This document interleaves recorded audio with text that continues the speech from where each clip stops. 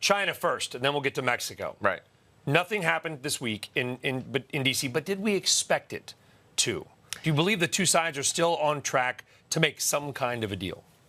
I don't think so. I think this is a long war between China and the United States. I think China's still sort of unclear what the U.S. goal is. I think the U.S. is sort of unclear what its own goal is. How about this? Tell us, what is our goal, the United States? Well, it depends. As you see it.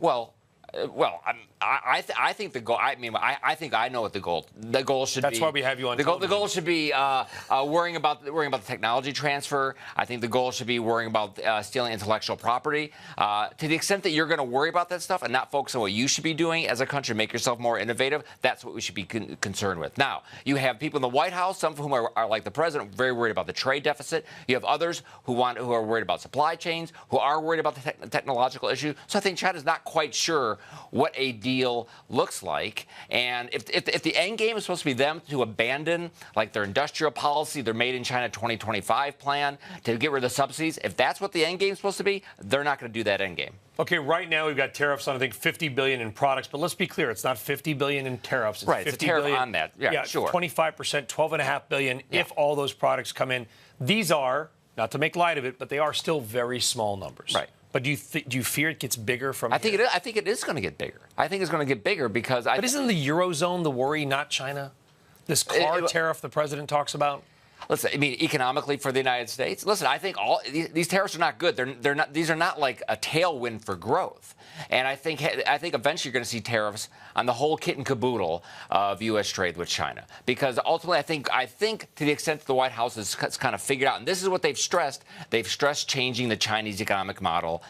That's a very big ask. Now, the goals for the Mexican agreement appear to be a little more concrete, where it's basically just, and if our viewers are confused, we don't blame them because we don't really know so much going on, is to get slightly more percentage of a car made here. Right, slightly more. All of this for slightly more. That's it. That's not right. Fake I mean, the news, president's correct? called this the worst trade deal ever, and in the end, what we're trying to get is slightly more of the car made both within either here or with parts in North made America from here. Or more in the United States, right? Hecho on the United States, right? I mean, that's what we're trying to do. Yeah. That doesn't seem like that difficult a goal. Are we going to it looks like we're going to get some kind of a handshake agreement today.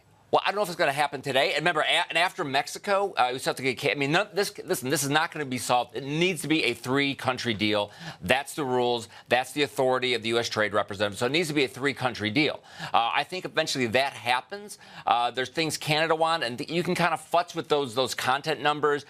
Do you include intellectual property as opposed to just radiators or whatever as part of the content? So I think that deal eventually gets done. I can see a path that happening in a way I can't really see a path right now in China. It feels like in some ways you've got two dads yelling at each other across the fence, while inside, the families are actually making a deal and they like each other. Right. Is that how it's going? Is that we've got the president sort of throwing barbs, President Xi throwing barbs, but there are people that are sitting in rooms making deals with Mexico and Canada, hopefully, they're trying to make will deals. come to the table. But the president can still scuttle this. If the U.S. is going to insist upon that these things need to expire after 5 years, it's going to be very hard to get a NAFTA deal. I mean, that is one of the key sticking points. Because that's still a no sticking business is going to change what they do on a 5-year plan. Right. That's it. You cannot plan. And if that still, even though it kind of looked at one point like maybe we were going to give in on that, that is still an absolute sticking point, and that needs to go.